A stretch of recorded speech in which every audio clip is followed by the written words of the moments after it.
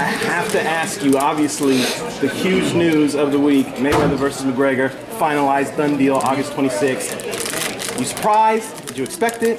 Yep.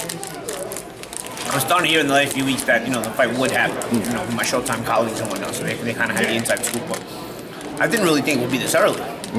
Like, I scheduled a trip a vacation in Italy in August. Now I gotta cut it short. Wow.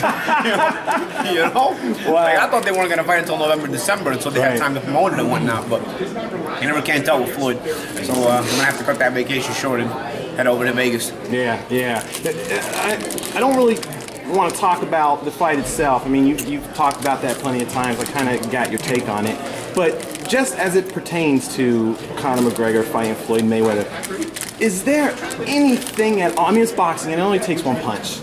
So is there anything at all that Conor McGregor could possibly do, whether it's the game plan, rush in, bum rush him, anything? I don't think it's too much anything in particular, but Floyd's 40. He hasn't fought in 2 years.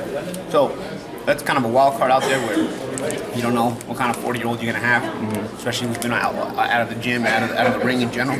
So that's always kind of your wild card. But as far as people talking about he got a big punch and he's a big puncher and a big, Floyd's probably fought bigger left-hand punchers than Conor McGregor.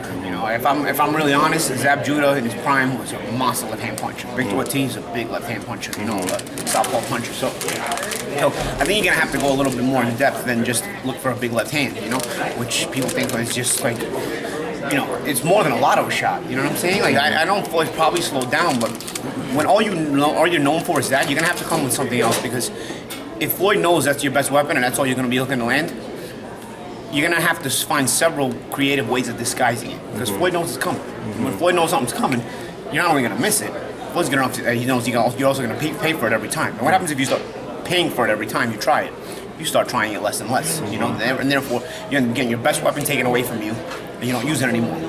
It's kind of how Floyd dismantles fighters usually, and that's how he goes about his wins. And you see fights become boring and whatnot. I see Floyd being aggressive this fight though, because I don't know that he's going to respect Conor McGregor's ability in there.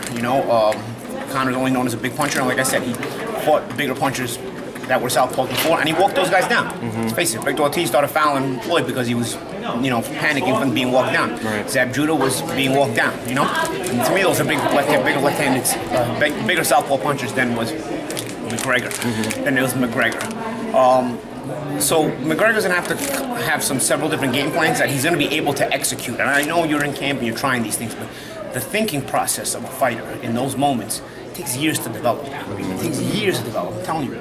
And that's the thing about McGregor. It's not about so much that he doesn't have the ability. I think if you put McGregor boxing in several years, he may have some ability. You can even bring him up the ladder or whatnot, but you can't develop your thinking ability, especially on the fly. You're thinking on the fly, your ability to do that in just a matter of months. Even if you tell me he's been training for 6 months prior to this, it doesn't matter. It's not nowhere near long enough to develop that thinking ability under duress, especially. So for that reason, it's a little bit difficult.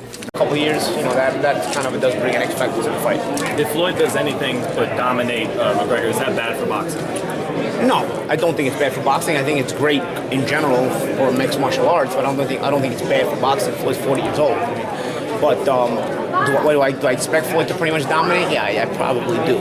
But I don't think it's bad if a fight is competitive. As a matter of fact, I think it will be great for both sports at the end of the day. Probably better for mixed martial arts, probably great for both sports because maybe you can even get a second fight out of it. But I'd be hard-pressed to predict that. Is Floyd going to stop him? I think so. How many pay-per-view buys you think? I think it's going to need a lot I think it's going to be comparable to Pacquiao pay-per-view. I don't know if it's going to pass it, but it'll be close. Does it hurt the Golovkin Canelo pay-per-view a lot, you think? I think it does, yeah. I think it does. I don't think it was by chance that Floyd announced it the week of a big HBO fight, and then he's fighting it a few weeks before another big HBO pay-per-view. I think also there's some of the thought process going into that as well. Why did the public want this fight so badly? It's interesting, there's a curiosity about it. Anytime there's a curiosity about it, you want that curiosity to be satisfied. I think the public now has what they wanted. I think there's a lot of people in the mixed martial arts world that actually think, Conor can win the fight. As ridiculous as boxing fans might think it is, they'll watch the fight because it's a spectacle. So I think everybody has their reasoning to watch it. At the end of the day, this spectacle will be watched. Is the boxing world being too salty, bitter? Is there something we don't see here? Come on, man. The boxing boxing fans are the weirdest fans in the world. You know what I mean? They get unhappy about anything. They get a good fight and they're unhappy about it. You know what I mean?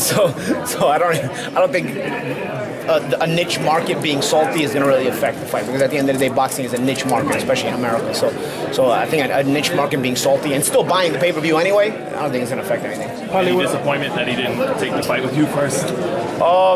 Yeah, of course. but you know, if Conor would have fought anybody else with Floyd, he would have probably been exposed as a lesser boxer than people think he is, and then he wouldn't have got the Floyd fight. So I think this is probably the best strategic move for everybody involved. Paulie, in all honesty, would you be able to hurt McGregor? You're not known as the biggest puncher, but I don't think it's about hurting him. I think it's about when you're so much better than somebody, you're walking them down, beating them up. It probably, you know, it leads to bad things happening. You know, so you know, being stuck in the ring with 36 minutes with a guy who you can't compete with, it's not fun. You know, it's not a good feeling. You know, it's not a 30-second ass kick. It's a bad ass whoop. The ass whoop becomes bad. So punches are punches at the end of the day, and they end up becoming that.